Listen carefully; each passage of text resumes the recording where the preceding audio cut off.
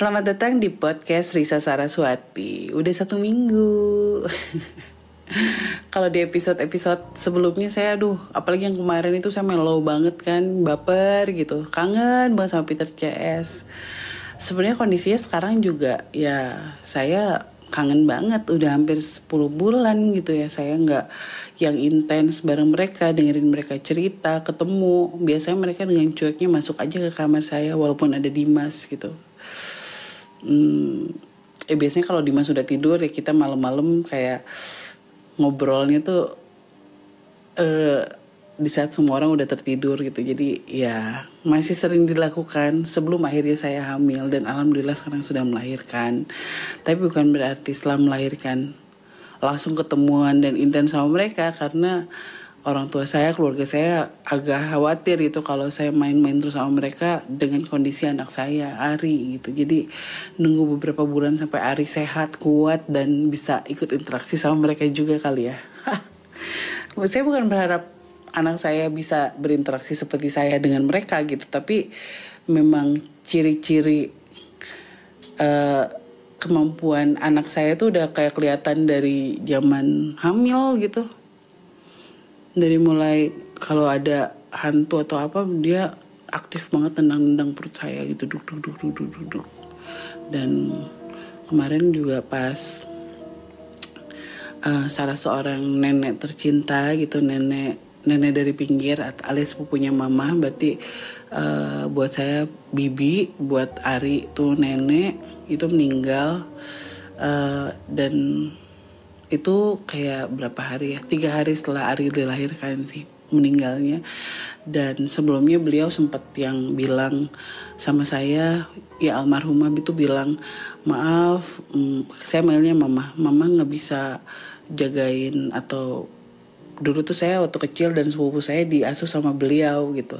Saya katanya mama gak bisa ngurus anak lagi nih katanya, padahal pengen bisa ngurus anaknya Neng Ica. Saya Ica panggilannya dulu, di rumah tuh saya dipanggilnya Ica. Pengen ngurus anaknya Neng Ica, tapi mama kondisinya udah sakit, udah sepuh juga sih beliau.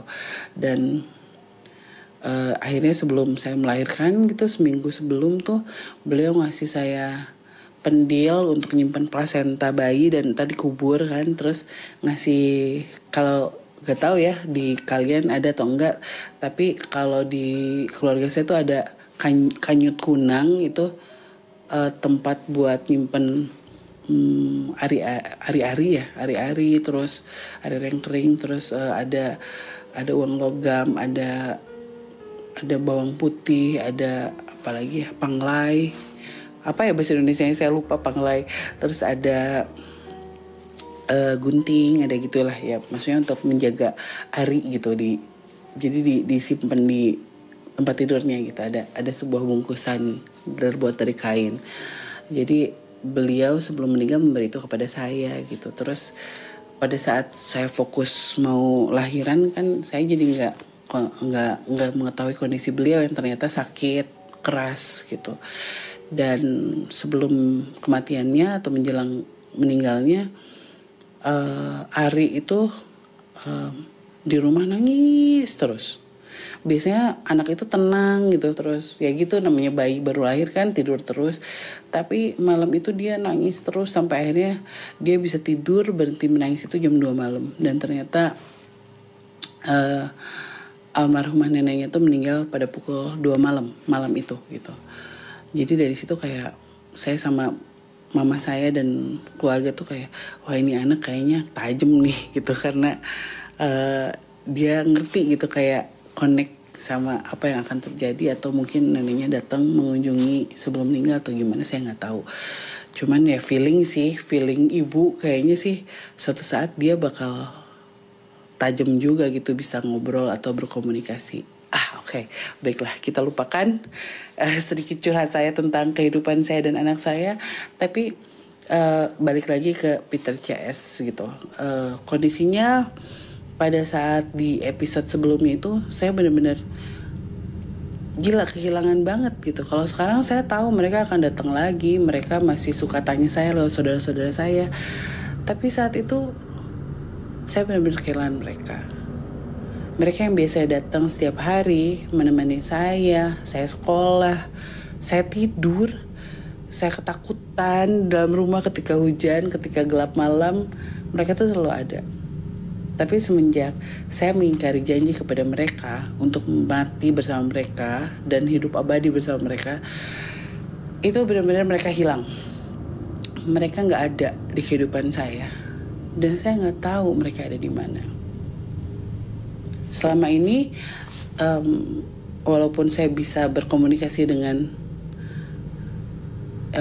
ya hantu, tapi saya jarang banget menemukan hal-hal yang atau sosok-sosok yang saya nggak suka ketika bareng mereka.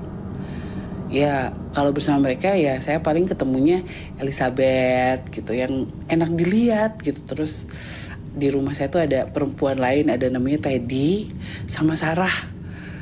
Itu perempuan-perempuan yang saya nggak ceritain di buku-buku secara detail seperti Elizabeth, Ivana dan lain-lain. Jadi ada Teddy, ada Sarah, ya saya ngeliatnya bagus kan gitu, cantik gitu, pakai baju yang layak dan yang ngelihatnya kayak manusia aja, nggak beda. Saya jarang banget ketemu wanita jelek, ya kalau ketemu juga paling jauh gitu, mereka kayak nggak berani dekat. Tapi semenjak Peter Chase hilang, saya baru paham kalau selama ini ternyata anak-anak ini melindungi saya dari makhluk-makhluk yang jelek, yang saya takuti, yang saya gak pernah lihat. Coba bayangin, ketika akhirnya mereka hilang, makhluk-makhluk ini yang bermunculan dalam kehidupan saya, mengganggu, mengikuti, meminta banyak hal, dan benar-benar membuat saya menjadi seorang Risa yang berbeda. Kenapa berbeda? Karena saya harus makin kuat menutupi apa yang saya lihat, apa yang saya punya, apa yang saya miliki gitu. Selama ini ya saya memang menutupi untuk Peter CS gitu, yang worth it gitu untuk saya tutupi. Karena ya orang gak perlu tahu saya hidup menyenangkan kok dengan anak-anak ini walaupun mereka hantu. Tapi ketika akhirnya saya bertemu kuntilanak, bertemu sosok-sosok jelek, ketika saya mau cerita sama orang, ya orang akan mencibir saya dan bilang caper atau apalah, kemana aja selama ini gitu dan lain-lain. Jadi saya takut buat cerita ke orang gitu. Keluarga saya pun nggak banyak tahu soal ini, soal sosok-sosok yang muncul di kehidupan saya setelah mereka hilang. Mereka mulai muncul, berdatangan, mengganggu hidup saya. Sampai akhirnya saya pernah menulis dalam buku saya berpura-pura buta dan saya berpura-pura tuli.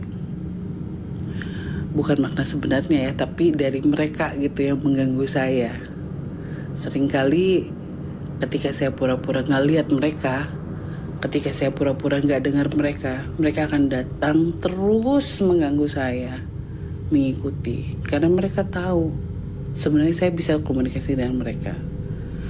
Walaupun katanya orang yang bisa berkomunikasi atau melihat mereka itu ada warna berbeda gitu di atas kepalanya atau apalah. Jadi mereka tahu, mereka menangkap sinyal itu. Tapi saya menutupinya dengan pura-pura nggak lihat mereka dan nggak dengar mereka. Semakin saya menghindar, semakin keras mereka mendatangi saya. Bisa ketika tiba-tiba saya lagi di mall, bayangin mall tuh kan rame banget. Terus waktu itu saya inget banget saya makan di sebuah toko donat, makan donat gitu ya, ngobrol sama teman berdua saya waktu itu inget. Terus udah gitu tiba-tiba dari kejauhan saya lihat anak SMA, agak mencuri perhatian sih karena putih banget gitu, pucet banget, cewek waktu itu. Saya lihat, refleks aja gitu kan. Kalau lihat cewek bening kan suka, ya mau cewek mau cowok gitu, suka wow gitu, artis nih atau apalah gitu kan. Jadi pada saat itu saya langsung refleks ngelihat si perempuan itu, putih banget gitu. Terus udah gitu saya ngobrol lagi sama teman saya, dan tiba-tiba ketika saya melihat ke sebelah kanan, si perempuan baju SMA itu udah duduk di bangku kosong yang ada di sebelah kami gitu. Kaget kan, gimana bayangin rasanya ada perempuan yang asing duduk di kursi sebelah, terus saya harus pura-pura saya nggak tahu dia hantu, tapi ketika saya melihat refleks ke wajahnya, ternyata bagian sebelah kiri mukanya itu udah hancur, berdarah. Saya tahu kalau itu ternyata bukan manusia kan. Mau gak mau saya harus nutupin dari temen yang bareng saya saat itu. Dia sampai nanya, "Hah, kenapa Sa? Lu lihat apa?" gitu kan. Karena kan saya refleks terus kaget.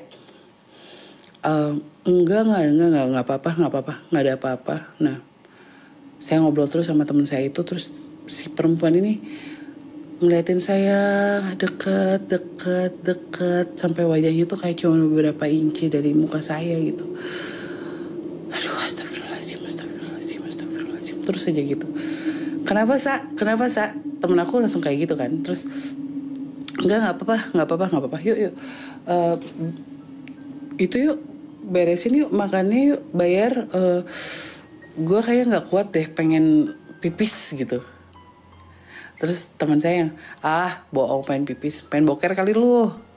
Iya gitu, biar cepet aja kan. Karena keringet dingin mulai turun gitu, mulai bercucuran. Terus saya aduh gitu. Akhirnya buru-buru meninggalkan meja itu dengan buru-buru. Terus saya langsung lari ke WC gitu ya, menghindari. Ternyata perempuan itu terus mengikuti. Sampai akhirnya saya masuk ke dalam toilet, dia masuk juga. Dengan keadaan wajah seperti itu, masih pakai baju seragam. Kulitnya pucat banget. Dia masuk ke dalam toilet yang saya masuki, ke dalam biliknya ya, ke dalam bilik toiletnya. Terus dia bilang, "Teh, bantuin saya."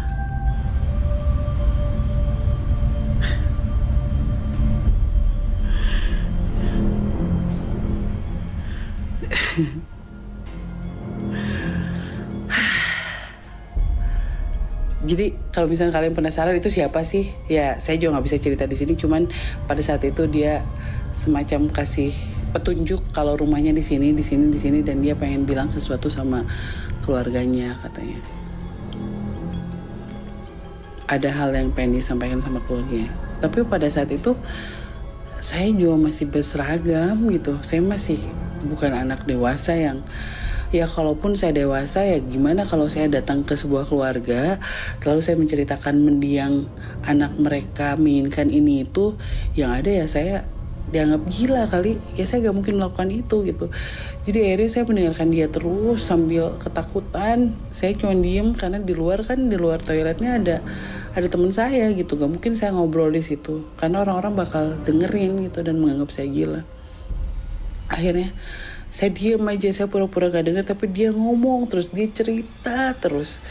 Dan akhirnya saya buru-buru lari keluar dan saya bilang sama teman saya, gue kayaknya harus balik deh, gak kuat ini bocor gitu. Ya dia langsung paham, oh lagi dapet lu, ya udah mau balik, iya bocor, gue harus balik kayaknya. Jadi saya lari karena waktu itu mallnya kebetulan emang deket dengan rumah saya, dan saya lari. Dan saya pikir berakhir sampai situ, ternyata sosok itu atau anak perempuan itu ikut, bahkan masuk ke dalam kamar saya gitu. Jadi itu yang terjadi, itu salah satu contoh yang terjadi ketika akhirnya Peter CS pergi. Dan itu benar-benar menyiksa saya, benar-benar stres.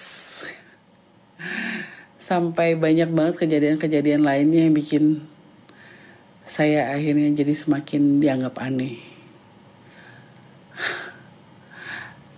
Dan kejadian-kejadian itu tidak hanya terjadi di luar, tapi di sekolah juga. Kalian mau tahu apa yang terjadi dengan saya di sekolah setelah Peter CS menghilang dari kehidupan saya? Minggu depan ya, sabar di podcastnya Risa Saraswati. Bye-bye.